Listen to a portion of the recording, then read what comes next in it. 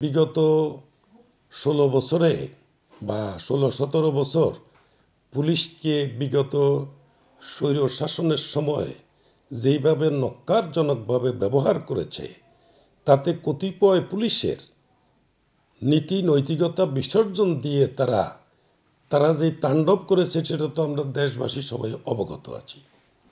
তো সেখানে গত জুলাই আগস্টের গণহত্যার পরে দেশে মানুষের সেই মানবাধিকার ফিরে এসছে। এমতো অবস্থায় পুলিশ পূর্বে একটা বিতর্কিত হয়েছিল, তাদেরকে এরকম বিতর্কিত কাজে এসে কতিপয় পুলিশ যেভাবে অর্থ আদায়ের জন্য তারা আমাদের আমানত পার্সেল ছিনিয়ে নিতে চেয়েছে, আমরা দেই নেই, না দেওয়াতে তারা রাত্রি এসে সেটা জব্দ তালিকা ব্যতি রেখেই নিয়ে গেছে। এই বিষয়টা আমরা গণমাধ্যম যেটা কাজ করেছি এটা ঠিক আছে, এটা সত্য। যেহেতু আইনের বিষয়ে, রাষ্ট্রের বিষয়ে সারা বিশ্বে পুলিশ বাহিনী আছে এবং আমাদের বাংলাদেশেও আছে।